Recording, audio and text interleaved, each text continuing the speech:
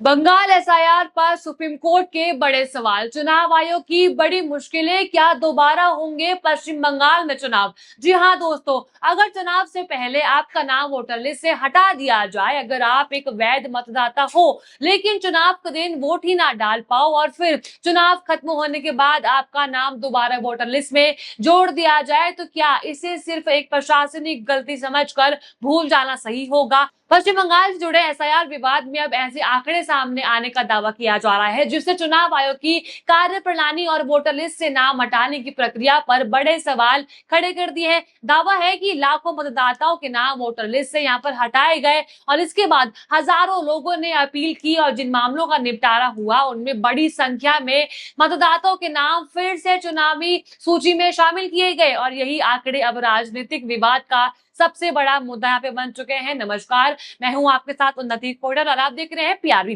देखिए दोस्तों, ममता बनर्जी और उनकी पार्टी का आरोप था कि वोटर लिस्ट से नाम हटाने की प्रक्रिया का असर चुनावी नतीजों पर पड़ा और कुछ सीटों पर दोबारा चुनाव होने का यहाँ पे जरूरत भी पड़ रही है। मामला अब सुप्रीम कोर्ट तक पहुंच चुका है। लेकिन देखिए, सबसे बड़ा सवाल सिर्फ पश्चिम बंगाल का नहीं है। सवाल ये है कि अगर किसी वास्तविक मतदाता का नाम चुनाव से पहले गलत तरीके से हट जाता है तो उसकी जिम्मेदारी किस की होगी? क्या चुनाव के बाद उसका नाम वापस जोड़ देना उस मतदाता के उस अधिकार की भरपाई कर सकता है जो वो चुनाव के दिन इस्तेमाल नहीं कर पाया था?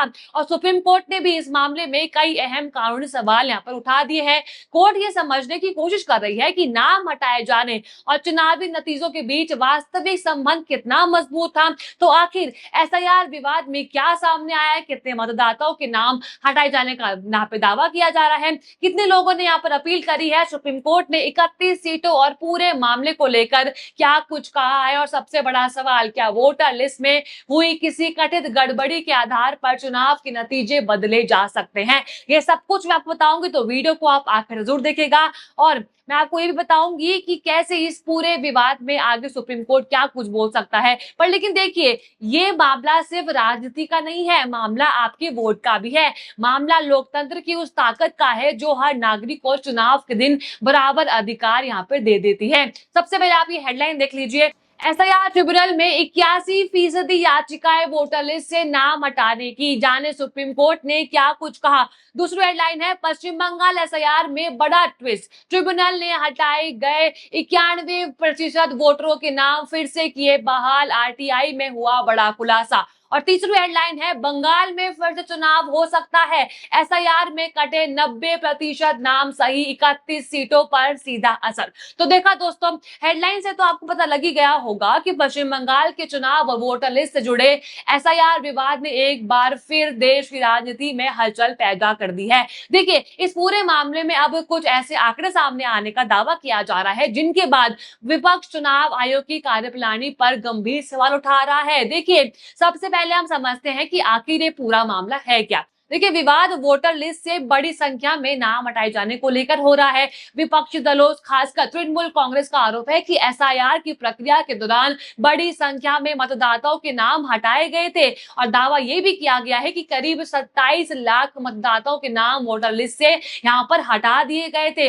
और इसके बाद बड़ी संख्या में लोगों ने इस फैसले के खिलाफ अपील करी है। देखिए, बताया गया कि करीब 7 लाख लोगों ने अपील यहाँ पे प्रक्रिया अपनी सहारा दर्ज की थी। अब जिन मामलों का निपटारा हुआ था उनमें बड़ी संख्या में लोगों के नाम दोबारा वोटर लिस्ट में शामिल किए जाने की बात भी सामने आई है और यहीं से देखिए, राजनीतिक विवाद और ज्यादा तेज हो जाता है क्योंकि विपक्ष का सवाल है कि अगर किसी व्यक्ति का नाम पहले वोटर लिस्ट से हटाया गया और बाद में अपील के बाद उसे दोबारा शामिल करना पड़ा, तो आखिर पहली कार्रवाई में गलती कहां पर हुई और कैसे हो सकती है? और देखिए, और अगर ऐसे मतदाता चुनाव के समय वोट नहीं डाल पाए तो उनके मतदाता अधिकार का क्या होगा? और इसी विषय में देखिए, कपिल सिब्बल का भी यहाँ पे बहुत बड़ा बयान आया है। उन्होंने हाल ही में अपनी एक प्रेस कॉन्फ्रेंस करी थी और काफी जो हालिया मुद्दे चल रहे हैं उन पर बात भी करी थी और ऐसे ही उनमें एक पश्चिम बंगाल और एसआईआर पर भी उन्होंने बहुत कुछ कहा है। पहले आप सुन लीजिए कि उन्होंने क्या कुछ कहा है। जब एसआईआर की शुरुआत हुई तो हमने बहुत विरोध किया।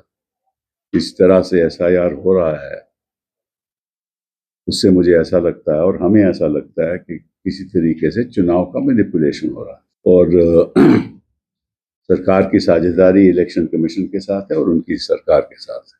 खैर, वो तो हम बाजी हार गए और सुप्रीम कोर्ट ने विश्वास रखा चुनाव आयोग पे और कहा कि जितने लोग रह गए हैं कोई बात नहीं, हमने ट्राइब्यूनल बिठा दिए और ट्राइब्यूनल तय करेगा कि क्या होना है क्या नहीं होना और किस तरह से चाहे कटौती हुई हो वोटर लिस्ट में उसके बारे में फैसले होंगे। देखिए, सुना आपने, देखा आपने, तो वो साफ तौर पे कहते हैं कि उन्होंने एसआईआर शुरू होने से पहले ही इसको विरोध कर दिया था। उनको लगता था कि ऐसे में चुनाव का मैनिपुलेशन हो रहा है और साथ में वो ये भी कहते हैं कि शायद सुप्रीम कोर्ट ने ट्रिब्यूनल बैठा तो दी थी, पर लेकिन जो सुप्रीम कोर्ट है वो सरकार के साथ है, उनको विश्वास सरकार पर तो गलत है। अब देखिए, हालांकि दूसरी तरफ ये भी समझना हमारे लिए बहुत जरूरी है कि किसी अपील के नाम बहाल होने का मतलब अपने आप ये साबित नहीं करता है कि पूरी वोटर लिस्ट प्रक्रिया अवैध थी या फिर चुनाव के नतीजे बदल दिए जाएंगे। देखिए, यही कानूनी अंतर अब सुप्रीम कोर्ट के सामने भी महत्वपूर्ण बन चुका है। दोस्तों देखिए, तृणमूल कांग्रेस और ममता बनर्जी की ओर से आरोप यहाँ पे लगाए गए थे कि वोटर लिस्ट से नाम हटाए जाने की प्रक्रिया का जो असर है कुछ विधानसभा सीटों के चुनावी नतीजों पर बहुत ज्यादा पड़ चुका है। पार्टी ने कथित तौर पर 31 सीटों को लेकर विशेष चिंता जताई है और दोबारा चुनाव करने की मांग भी उठाई है। लेकिन देखिए, सुप्रीम कोर्ट ने इस मामले को लेकर राजनीतिक आरोप के तौर पर नहीं देखा है। आप ये रिपोर्ट देख लीजिए, इसमें लिखा है सुप्रीम कोर्ट ने ईसीआई से मांगा विस्तृत हलफनामा। देखिए, सुप्रीम कोर्ट ने ईसीआई को जिलावार और श्रेणीवार विवरण प्रस्तुत करने का निर्देश यहाँ पर दिया है। कोर्ट ने ये बताने को भी कहा है कि कितनी अपीलें लंबित है, कितने आवेदन पर फैसला हो चुके हैं और निपटारे को गति देने के लिए क्या यहाँ पे कदम उठाए जा रहे हैं। अब इसी को लेकर कोर्ट ने कई अहम यहाँ पे कानूनी सवाल भी उठाए हैं। पहला सवाल उनका यह था कि क्या सिर्फ मतदाताओं के नाम हटाए जाने के आधार पर किसी सीट का चुनाव रद्द किया जा सकता है या नहीं किया जा सकता है। दूसरा सवाल आता है कि क्या प्रभावित उम्मीदवारों के या संबंधी पक्षों ने समय पर चुनाव याचिकाएं दाखिल भी करी थी या नहीं करी थी। और तीसरा और सबसे महत्वपूर्ण सवाल आता है कि क्या वोटर लिस्ट से हटाए गए मतदाताओं की संख्या वास्तव में जीत और हार के अंतर को प्रभावित करने के लिए पर्याप्त थी। यानी कोर्ट सिर्फ ये नहीं देखना चाहती है कि कितने नाम हटाए गए थे, कोर्ट ये भी समझना चाहती है कि उन नामों के हटने का चुनावी परिणाम या पर वास्तविक असर क्या पड़ा था।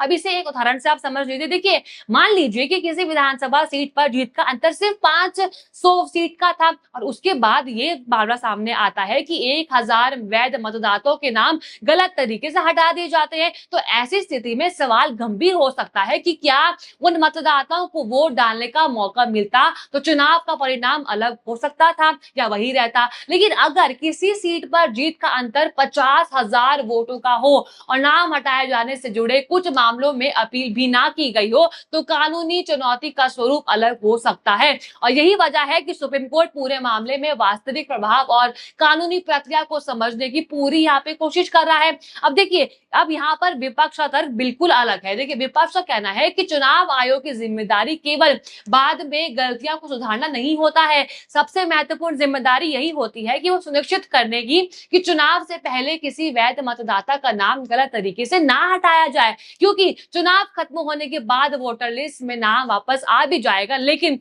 जिस चुनाव में व्यक्ति वोट नहीं डाल पाया वो मौका वापस नहीं आ सकता है। यही तर्क राजनीतिक बहस का सबसे बड़ा केंद्र बन चुका है।